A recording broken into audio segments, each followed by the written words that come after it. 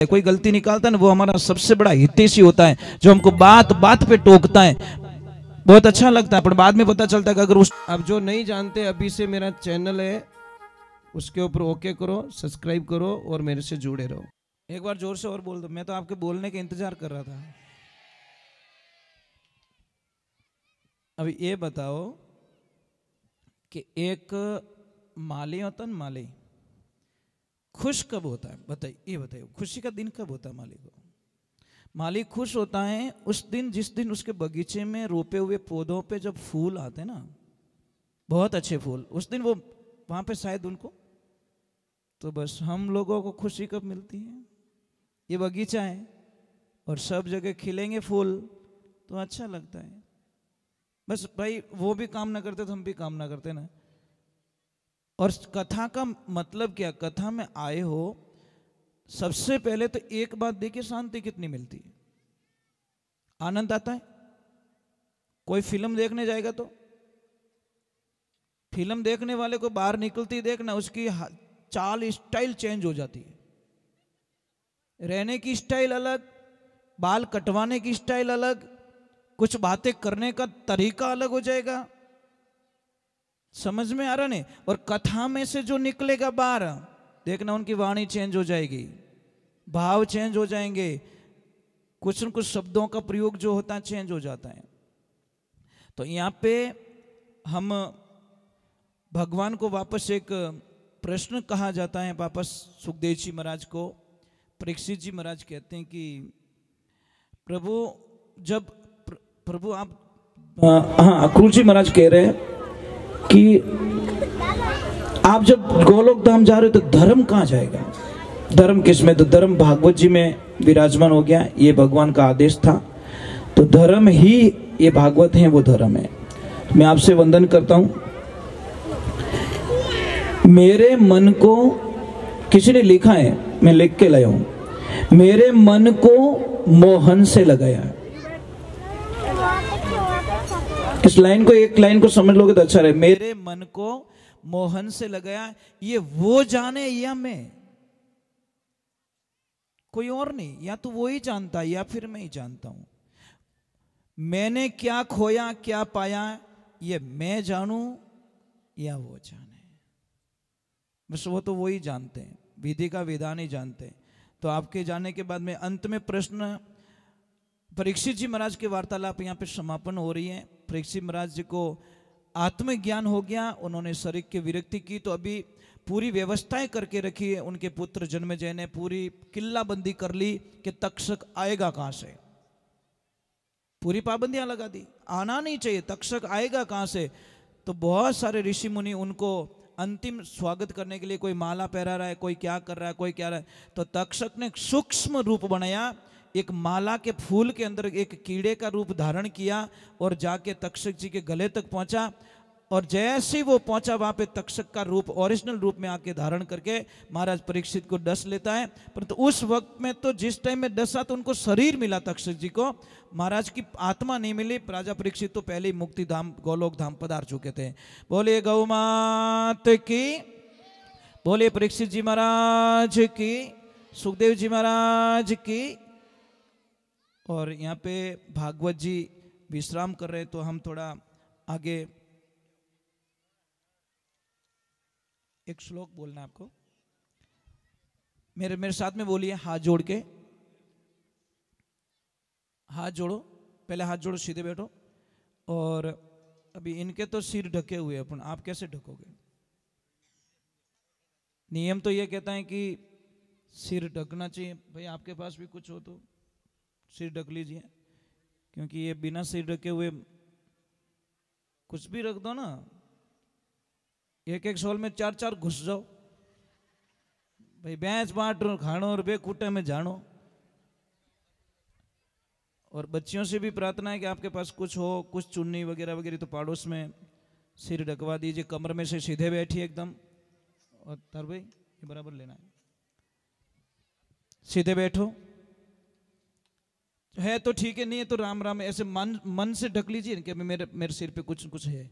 मानसिक रूप से देखो, जब दो प्रकार, दिखावा भी होता है, भौतिक होता है और आध्यात्मिक होता है। तो आप मानसिक रीत से ऐसे बोल दीजिए कि मेरे कोतली कहीं गाले माथा में भाई बेटा उस्ताद ही है भाई, देखो भाव ये होना चाहिए, वो कोतली फंसाई दी माथा में, आनंद कर दिया तूने। इसीलिए बोलते हैं बच्चे बड़े कार्टून होते हैं, ये कुछ न कुछ घोटाला कर ही देते हैं। पैर दे, मैं तो पैर ही दे दूं, पहले अरे पहन दे भाई, अब क्यों बाकी रख रहा है। हाँ ठीक है, अपने आवे जो कोई पावे भाई, हाजो मामो नहीं तो काणियो मामो ही छोको, पर मामो होना जरूरी है। ठीक है, अब सीधे बैठिए एकदम, और भगवान का मैं सबसे प्रार्थना कर रहा हूं, ओम, थोड़ा जोर से बोलना, सच्चिदानंद रूपाय यशो तपत्या देव में ता पात्र विनाशाय श्री कृष्णाय वयम नमः। सतचित आनंद सर्वेश्वर भगवान को हमारा कोटि कोटि प्रणाम। ये भागवत जी के शुरुआत का जो शुरुआत यहाँ से होती है, प्रथम स्कंद में 19 अध्याय के साथ में प्रश्नों का आरंभ होता है, वहाँ से वार्तालाप शुरू होती है। भागवत जी बिना प्रश्न उत्तर है ही नहीं, और ब्रह्म ज्ञान में जाने की विधि है, दूसरी है जिज्ञासा। द्वितीय अध्याय के अंदर सद्यो मुक्ति बाईपास, मतलब एक गृहस्थी जीवन की भक्ति बताइए, एक डायरेक्टली भक्ति बताइए। डायरेक्टली भाई ब्याह शादी मत करो, कुछ मत करो, आप डायरेक्ट भगवान की भक्ति में। जो गृहस्थी जीवन वाली भक्ति बताइए वो बताइए सिटी में होकर, ट्रैफिक में होकर। जो शादी नहीं करते उनको बाईपास निकाल दिया गया कि तुम जाओ, तुम्हारा सिटी में काम नहीं है। जिसने शादी की, मतलब आप ट्रैफिक में से कैसे, कितनी होशियारी हो, हाचो ड्राइवर तो वही है, बाईपास में तो कहीं गाड़ी चलावनी भाई, हाचो ट्रैफिक में फंसाई दियो, और उन जगहों गाड़ी काटे जने तन जानो भाई ड्राइवर तो कोई है भाई पाको, कि इतनी ट्रैफिक में गाड़ी टच नहीं होने दी। बस वो गृहस्थी जीवन वाली गाड़ी हमारी, जो शादी करे हैं, वो गाड़ी तुम ट्रैफिक में से निकाल के भी वापस आगे जाके मिल जाते हो। बंदे तू इधर से आया, मैं इधर से आया, पर मिला तो इसी मोड़ पे, मैं ही बाईपास पे मिल गया वापस तुझे। ये गृहस्थी जीवन की भक्ति बताई, और गृहस्थी जीवन को इसलिए उच्च बताई कि आप कितने लोगों को मतलब जोड़ के चलते हो, और फिर भी भगवान, एक कोई गरीब आदमी मर गया, परमात्मा के दरबार पहुंचा, स्वर्ग लोक गया, उसको स्वर्ग लोक का धाम मिला, बाहर बैठा था बेचारा, 4-5 घंटे 6 घंटे 8 घंटे बीत गए, दरवाजा नहीं खुला।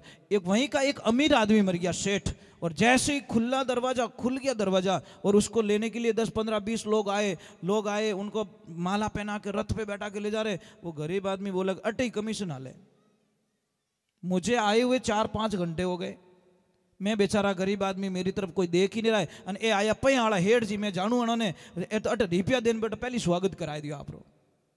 फिर एक आदमी आता है, उस गरीब आदमी को लेके जाता है और बोलता है कि चल तुझे बुला रहे, तो उसको थोड़ा दुख हुआ, जाके बोला भगवान से शिकायत करूंगा। धर्मराज को बोला कि आप गलत हो, क्यों कि यहाँ पे भी रिश्वत चलती, भ्रष्टाचार यहाँ पे भी है।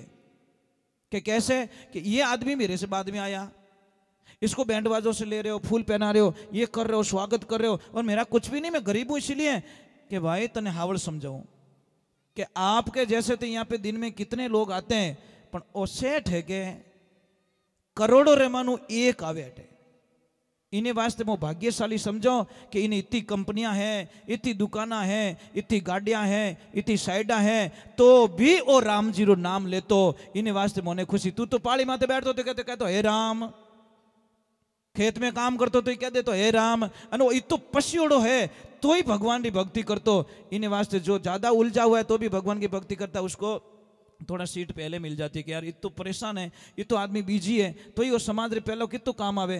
तो 19 प्रकार, तो ये हो गई दूसरा स्कंद की है। तीसरे स्कंद में 33 अध्याय लिखे हैं।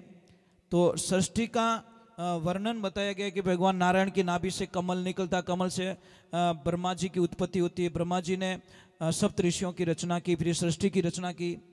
और चतुर्थ अध्याय में विसर्ग लीला, 4 धर्म के बारे में बताया गया है।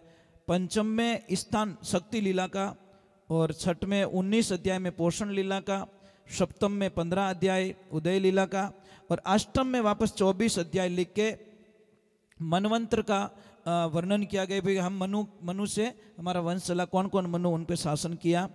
और एक दसम जो नवम है ईशान लीला, और दसम में जो सबसे बड़ा अध्याय दसम स्कंद वो सबसे बड़ा है, जिसमें 90 मतलब अध्याय लिखे गए, सबसे बड़ा पूर्वाधार उत्तराधार।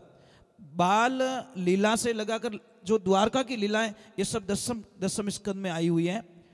और फिर एकादश में मुक्ति लीला, और लास्ट में द्वादश जो स्कंद है उसमें आश्रय लीला हो जाती है, मतलब भगवान का आश्रय ले लिया जाता है लास्ट में। देखो 12 स्कंद, 335 अध्याय और 18,000 श्लोकों का वर्णन इस भागवत जी के अंदर व्यास जी महाराज ने हमारे को अमूल्य जो खजाना हम लोगों तक पहुंचाया, हम लोगों की ज़िंदगी बनाने के लिए। तो हम भागवत जी को यहाँ पे विश्राम देंगे। मैं लास्ट में एक वापस श्लोक बोला रहा हूँ, वो बोलना पड़ता है। अंतिम श्लोक है भागवत जी का, नाम संकीर्तनम भस्य सर्व पापः परणाशनम प्रणामो दुःखः समनस तम नमामि हरिम परम। ये भागवत जी का लास्ट श्लोक। यहाँ पे भागवत जी शुरुआत वहाँ से होती है और यहाँ पे वापस शुरुआत लास्ट हो गया। यहाँ पे देखो संकीर्तनम एक बहुत बड़ा शब्द लिखा, संकीर्तनम मतलब आपका कल्याण कैसे होगा। आपको माला फेरनी नहीं आती, कोई बात नहीं। आपको यज्ञ करना नहीं आता, कोई बात नहीं, गाओ, सुनो, मतलब आप सुन भी सकते हो, गा भी सकते हो, वो भी कर सकते हो, आनंद भी ले सकते हो। बोले श्री भागवत महापुराण की, राधे कृष्णा की।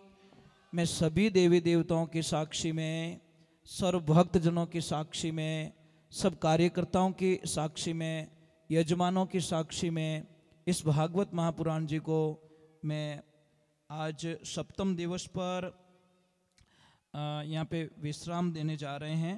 तो ये यहाँ पे पूरा संपूर्ण हो गया है। अब मैं आपको एक बहुत बढ़िया बात बताने वाला हूँ, क्योंकि जब समय ज़्यादा नहीं, हमको दूर जाना है। मेरे भी वहाँ पे आज सत्संग है।